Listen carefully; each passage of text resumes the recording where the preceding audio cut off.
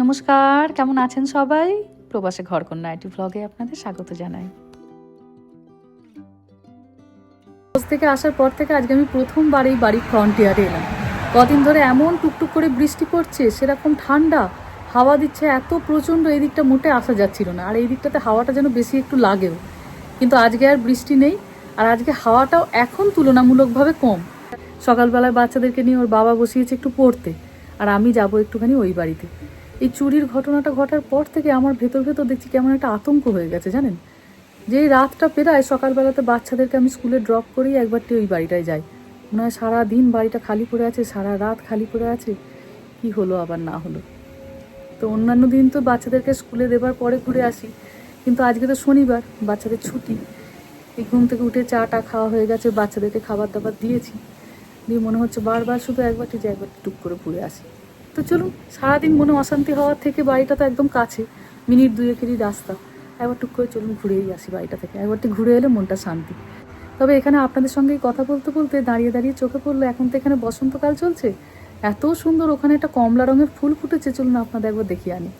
এই গাছগুলোতেও দেখুন না কত ফুল ফুটেছে, সব ভরে গেছে ফুলে একদম। গাছটাতে ভর্তি একদম কুঁড়ি এসেছে। দান মৌমাছি আছে নাকি আবার দেখি, এখানে আবার খুব মৌমাছি। দেখুন মা, কি সুন্দর হয়েছে এই ফুলটা। ওই গাছগুলো ভর্তি আবার লাল ফুল, এই গাছটাতে হয়েছে আবার বেগুনি ফুল।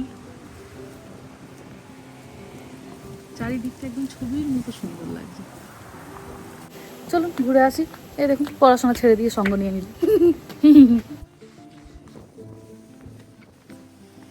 চলুন, প্রায় চলে এসেছি বাড়ির কাছে। এই রাস্তাটি তো আপনাদেরও এখন বড় চেনা। 3-4 মাস বাড়িটা ভাড়ায় ছিল ঠিকই, কিন্তু যেহেতু এই বাড়িটাতে আমি নিজে অনেকদিন থেকেছি, তো ভাড়ায় থাকলে আপনি তো ওই বাড়িটার মধ্যে ঢুকতে পারবেন না, মনটাতে যেন এক অদ্ভুত কষ্ট। ঘরটা মোটামুটি পরিষ্কার আছে, কিন্তু ব্যাক ইয়ার্ডের অবস্থাটা খুব খারাপ। দেখি কাল পরশুর মধ্যে ব্যাক ইয়ার্ডটাকে আগে ভালো করে পরিষ্কার করে নেবো। চলুন বেরিয়ে পড়লাম, বাড়ি ফিরি। রান্না বান্না বাকি আছে, সকালবেলা হতে না হতেই তো এই বাড়িতে একবার টুক করে চলে এসেছি। আবার সেই গলি, সেই ঘর বাড়ি, আর সেই আপনাদের প্রিয় লাল জিপ। আজ আবার সকাল সকাল এসে হলো খানিকটা পাওনা, বন্ধুর বাড়িতে সবজি হয়েছে, দিল তাই সঙ্গে কিছু। চলুন চলে এসেছি বাড়িতে। ইচ্ছে ছিল আজকে একটুখানি ঘুগনি করবো আর দুপুরে বাচ্চাদেরকে নুডলস বানিয়ে দেবো, কিন্তু টাটকা যখন সবজি পেলামই, এটা দিয়ে কিছু একটু ব্যবস্থা করা যাক। কি দিয়েছে দাঁড়ান একবার দেখি। ওর সামনে তো খুললাম না, লজ্জা লাগছিল। ভাবলাম থাক, এক্ষুনি তো বাড়ি পৌঁছে যাবো, বাড়ি গিয়েই দেখবো। ও মা, দেখুন কি সুন্দর একটা বেগুন, ধপধপে সাদা রঙের একটা বেগুন, একটা লাউ, দুটো লঙ্কা।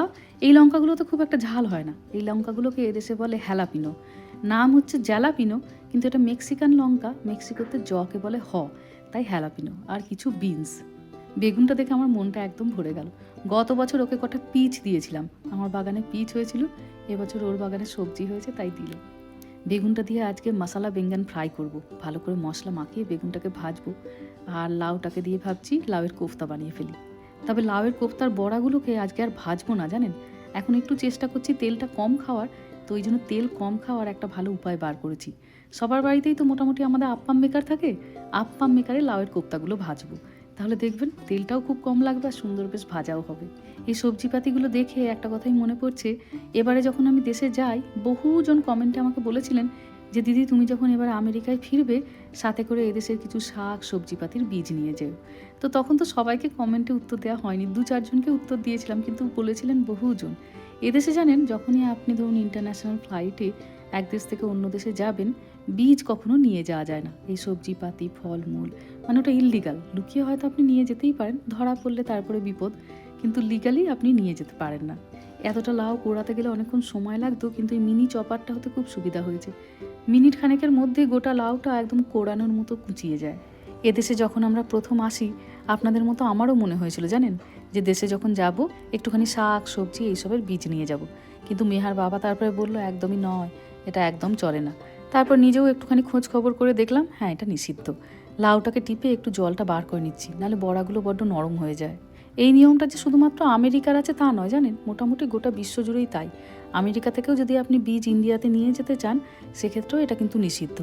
নিষিদ্ধ হবার মূল কারণই হচ্ছে সেই দেশের কৃষি বা পরিবেশ এইগুলোকে রক্ষা করার জন্য। বলে এই যে আপনি বীজ যেটা নিয়ে যাবেন অনেক সময় চোখেও দেখতে পাওয়া যায় না। এই বীজের মধ্যেই থাকে বিভিন্ন রকমের ভাইরাস, ব্যাকটেরিয়া, কোনো পোকামাকড়ের ডিম, ফাঙ্গাস। তো এই বীজগুলো যখন আপনি সাথে করে নিয়ে যাবেন, বীজের সাথে এই জিনিসগুলো আপনার ওই দেশে ঢুকে পড়বে।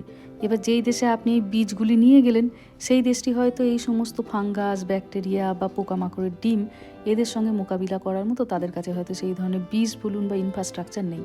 তাতে হবে কি, প্রচুর তাদের সবজি নষ্ট হবে, জমি নষ্ট হবে, মানে পুরো ইকোসিস্টেমটাকেই হয়তো অনেকটা ডিস্টার্ব করে দিতে পারে। ওই জন্য এই সমস্ত নিয়ম।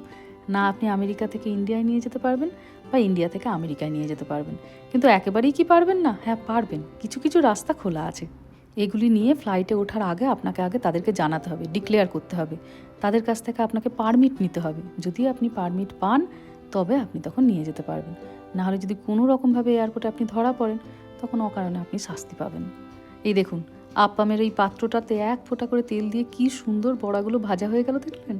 আর আগে না হলে এই লাউয়ের কোপ্তাগুলো ভাজতে প্রচুর তেল লাগতো। আর ছাঁচটাও যেহেতু একদম গোল গোল, কোপ্তাগুলো ওই জন্য দেখতেও ভারী সুন্দর হয়েছে, একদম পুরো নিটোল গোল। কড়াইতে অল্প একটু তেল দিয়েছি, গরম মশলা ফোড়ন দিলাম, আর দিয়ে আলুগুলোকে একটু ভালো করে ভেজে নিচ্ছি। শুধু একটা সুন্দর গ্রেভি করে কোপ্তার উপরে দিয়ে দিলেও ভীষণ ভালো লাগে কোপ্তাটা খেতে, কিন্তু আমাদের বাড়িতে আমরা খুব আলু খেতে সবাই ভালোবাসি, ওই জন্য একটু আলু দেওয়া। দিয়ে এবার ওই একই গ্রেভি করা পেঁয়াজ, আদা, রসুন, টমেটো দিয়ে সুন্দর করে গ্রেভি করে নিয়ে আলু আর কোফতাগুলোকে দিয়ে দেবো। এই সাদা বেগুন শীতকালের দিনে দেশে খুব দেখা যায়, কিন্তু এখানে আমার খুব একটা বেশি চোখে পড়েনি। আমরা সাধারণত আমাদের এই ইন্ডিয়ান সবজিপাতিগুলো ইন্ডিয়ান গ্রসারি থেকে নিয়ে আসি। ইন্ডিয়ান গ্রসারিতে বেগুন খুব ভালো পাওয়া যায়, বিভিন্ন সাইজের পাওয়া যায়, বড়, ছোট, শুলি বেগুন, মাঝারি বেগুন, নানা রকমের, কিন্তু বেগুনি রঙেরই পাওয়া যায়। সাদা বেগুন কখনো চোখে পড়েনি। তাই বহুদিন পরে এই সাদা বেগুনটা দেখে মনে হলো যে দেশ থেকে যদি এর বীজ আনা যেত আমরা বাগানেও লাগাতে পারতাম। তখনই খেয়াল পড়লো না, বীজ আনা তো সম্ভব না, সে তো আবার আর এক কাণ্ড হয়ে যাবে। পেঁয়াজটা ওদিকে প্রায় ভাজা হয়ে গেছে, এদিকে একটুখানি আদা, রসুন, পেঁয়াজ, টমেটোকে চপারে একটু ভালো করে ঘুরিয়ে নিলাম। ব্যাস, এবার ধীরে সুস্থে এটা কষতে থাক। প্রতিদিনের গুঁড়ো মশলাগুলোও একটু করে দিয়ে দেবো, একটু হলুদ গুঁড়ো, জিরে গুঁড়ো, ধনে গুঁড়ো, লঙ্কা গুঁড়ো। তবে জানেন, ক্যালিফোর্নিয়াতে আবার এই রেস্ট্রিকশানটা একটু বেশি, যে অন্য কোথাও থেকে তোমার ফল আনা চলবে না, বীজ আনা চলবে না, চারা আনা চলবে না। তার কারণ হলো ক্যালিফোর্নিয়াকে আমেরিকার শস্য ভাণ্ডার বলে। এখানে এত উৎপাদন হয়, প্রায় গোটা আমেরিকাতে এর জিনিসপত্র যায়। বলে গোটা আমেরিকা জুড়ে যা উৎপাদন হয় আর ক্যালিফোর্নিয়াতে যা উৎপাদন হয় বলতে গেলে প্রায় সমান। তো ওই জন্য ক্যালিফোর্নিয়াতে অন্য কোনো জায়গার জিনিসপত্র আসতে গেলে এরা প্রচণ্ড রকমভাবে সচেতন হয়ে যায়।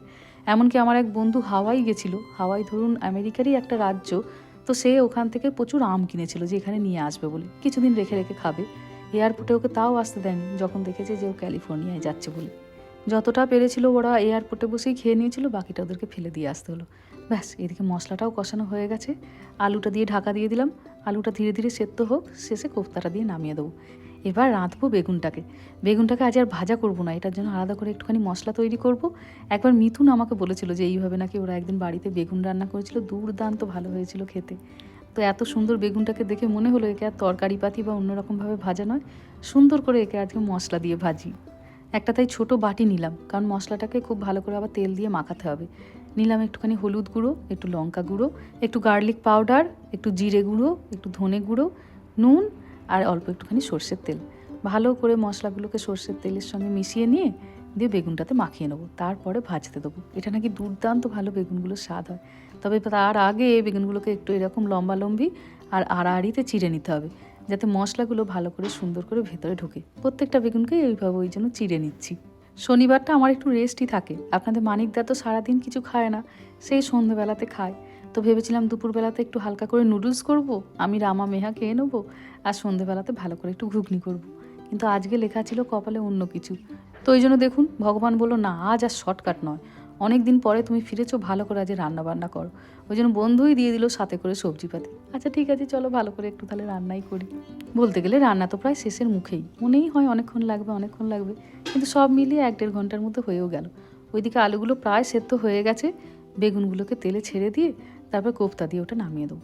ব্যাস, অল্প একটুখানি কড়াইতে সর্ষের তেল নিলাম, এখানে বেগুনগুলোকে ভাজতে দেবো।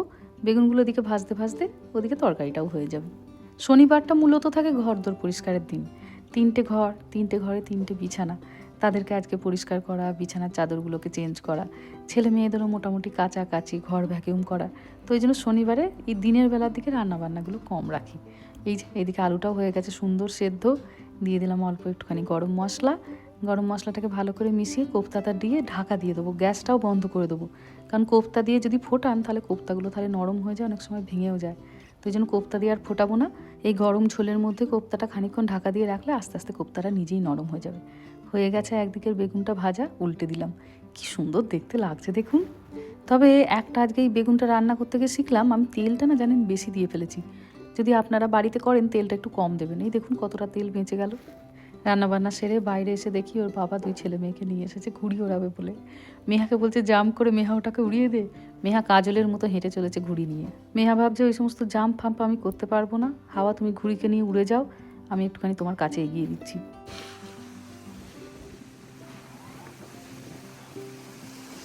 ওর বাবার এখন এত অফিসের চাপ, শনিবারেও দেখি এখন অফিসের কাজ করে। এখন অল্প একটুখানি নেমে এসেছে, বাচ্চাদেরকে নিয়ে তাই ঘুড়ি ওড়াচ্ছে। আজকে হাওয়া দিচ্ছে প্রচণ্ড বেশি, আজ বলে নয় রোজই দেয়, কিন্তু অন্যান্য দিন সময় করতে পারে না। আর এখানে সাদা করবী ফুলগুলো দেখুন, একদম মাথা নাড়িয়ে নাড়িয়ে চারিদিকে দুলছে। গো জাম্প।